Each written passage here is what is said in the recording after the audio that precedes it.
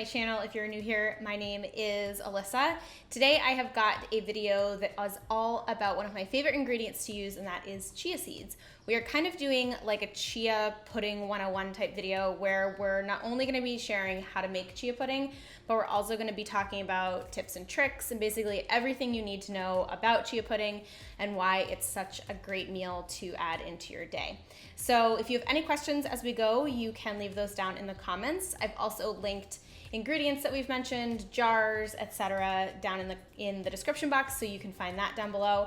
I've also included a blog post that details everything that we talked about in more detail down below as well. So without further ado, let's go ahead and dive into our chia pudding 101 video. Okay, so let's first talk about what is chia pudding. Chia pudding is essentially a pudding-like consistency that is made from chia seeds. It's really easy to make and it only uses 3 simple ingredients, and you basically just mix chia seeds with a liquid and it turns into a pudding consistency. Chia seeds are an amazing ingredient because of this gelling property that they have. When they are mixed with liquid, the outer coating of the chia seed expands and they turn into this kind of like jelly, which is why you see chia pudding, you see them used as egg substitutes, you also see them used in things like jams and used to thicken. So that is essentially what chia pudding is. Some of the reasons why I love chia pudding is that it's really, really easy to make. It's also really meal prep friendly, so it will keep in your fridge for at least 4 to 5 days. It might change a little bit based on the fruit that you add, but as like a base, it will be good for at least 4 to 5 days in the fridge, so it's great for meal prep. It's incredibly nutritious, and I'll talk a little bit more about that in the next section where we talk about chia seed health benefits.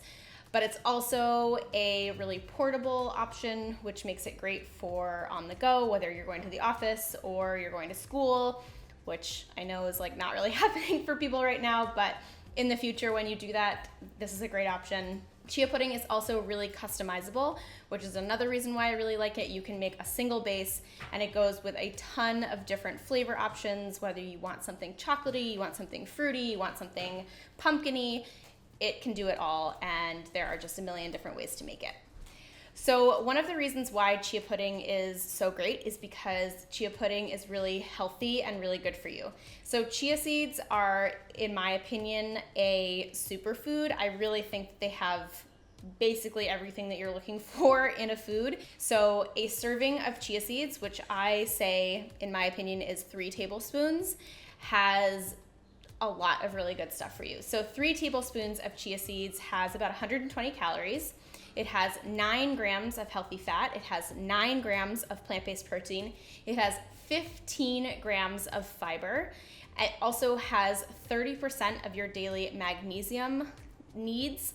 It has 24% of your daily calcium and 18% of your daily iron. So it's a really great option if you are looking for something that is high protein, that's going to be filling, that's going to last all morning long, and that also is really good with nutrients. So that's a really great option. So you only need 3 simple ingredients for chia pudding. You could actually get away with 2, but I like the 3rd because it makes it taste better. Those ingredients are chia seeds, and you could either use black or white. Black chia seeds are the ones that are most widely available and the most common, but you can also find white chia seeds. Those have the same nutritional values, they just have a different color. You also are going to use plant-based milk, and if you don't eat vegan or you do eat dairy, you can use regular dairy milk if you want, and you can use any type of non-dairy milk that you'd like. And then the final ingredient that I always add, I just think that it makes it taste a lot better, is a little bit of sweetener. I like to use maple syrup, but you could also use agave, honey, date syrup, you could use coconut sugar, or you could even use something like monk fruit extract or stevia. So to make chia seed pudding, it could not be easier. You basically just add everything into a bowl, stir it up, and let it sit. As it sits, it will absorb some of that liquid, the chia seeds will expand, and it will start to thicken up. So you're gonna add your chia seeds as well as your sweetener and your plant-based milk into your bowl. And if you wanted to add additional flavors like vanilla or cinnamon or ginger or lemon or something like that, you could totally do that here. stir it all together, and let it sit. It takes about 15 minutes at room temperature to thicken up. And once it's thick, you can serve it up. You can either eat it right away, or you can do some of these customizations that I want to share with you right now. So there are tons of amazing ways to customize your chia pudding. I love using fruit as an option, whether I'm craving berries. You can also use banana, peaches, cut up apple. You could stir in pumpkin if you wanted. You could use applesauce. You could use apple butter. You could use pears. The list goes on and on and on. You can stir it into the chia pudding. You can put it on top of the chia pudding. You can make like a parfait style thing. It's basically any type of fruit that you want. It's so easy to add, and it just, again, adds fiber and it makes it taste even better. Another great option is nut butter. So if you wanted to stir in or drizzle on some almond butter or peanut butter or cashew butter, it just, of course, adds an additional layer of healthy fat and healthy proteins, as well as making it a bit more filling and just adding a nice little flavor. If you're feeling a little crazy, you could use my Funfetti cashew butter, which I shared on the channel recently, and it is so good. In addition to those two options, you can also use spices like we kind of just mentioned. I love adding a sprinkle of cinnamon or a splash of vanilla or ginger or nutmeg or pumpkin pie spice. Sometimes even like cardamom could be really good. Just something warming and like a grounding spice can really help intensify the flavor and just help it taste even better. And a little goes a long way. So just a sprinkle here or there can really help elevate the way that it tastes, and it just is so delicious. On that same vein, chocolate. You cannot go wrong with chocolate, in my opinion. Chocolate chia seed pudding is one of my favorite things, and it is so easy to do. You just add a teaspoon or like up to a tablespoon, depending on your tolerance for bitterness, of cacao powder, because cacao powder can be a tiny bit bitter from time to time. So just go with like a teaspoon if you're sensitive to that bitterness, or go up to like a tablespoon if you're like good to go and you're all in for that dark chocolate. So that is another great option. And then lastly, a jam or like a kind of fruit butter or spread is another really great option. You could stir that in, you can put it on top. Basically just adds another additional layer of flavor. Before we go, I just want to give you a few troubleshooting tips. If you do experience any of these, then hopefully these answer it. And if you experience any other issues with chia pudding, drop those down in the comments and I will be sure to answer those. So number one, if your chia pudding is not thick enough, there are a couple options for what you can do. First and foremost, you need to let your chia pudding sit at room temperature. It will, for some reason, does not thicken up as well in the fridge. So if you stir it and pop it in the fridge, it won't get as thick than if you just leave it at room temperature. So I really recommend that you stir it up, let it sit at room temperature, and it will thicken to your content, I'm sure. If it does not thicken and it's just not getting to where you need it to be, you can add additional chia seeds, like another little sprinkle, maybe it's another teaspoon, or even up to a whole tablespoon. Really stir it in vigorously, and that should help thicken it up. Tip number two, if your chia seed pudding is too thick, you can thin it out with a little bit of plant-based milk.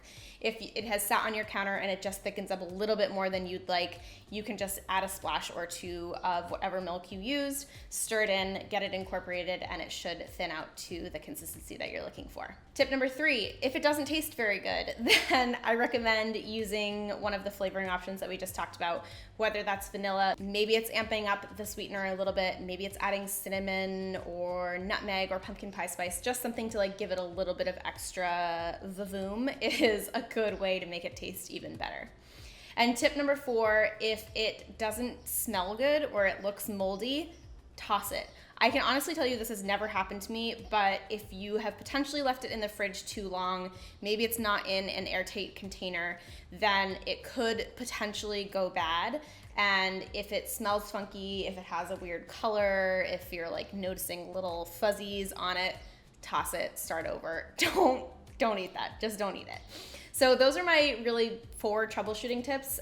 I really don't think you're gonna have many issues, but if you do have any other issues that we didn't talk about here, drop those down below and I will be sure to answer them.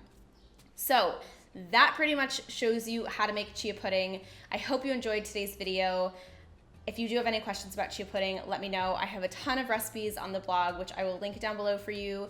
I have a video on this channel that also shows you 6 different ways to make chia pudding, so I will share that for you as well. And like I said in the beginning of the video, I also have a blog post that goes along. It's like my complete guide to chia pudding. So if you have any other additional questions, I hope that that blog post will answer it. And of course, the comments are always open for you if it doesn't. So if you did enjoy it, please give it a thumbs up. If you're interested in any other types of 101 type videos, if there's an ingredient that you're just like unsure about or you want me to cover, let me know down in the comments as well. Don't forget to give this video a thumbs up if you liked it. Subscribe by clicking the red button that is right below this video. If you do like videos like this, I will link our playlist for you, and also make sure to click that little bell next to the subscribe button, and that will turn on your notifications. Otherwise, thank you so much for being here. I hope you have a fabulous rest of your day, and I'll see you in the next video. Bye, guys.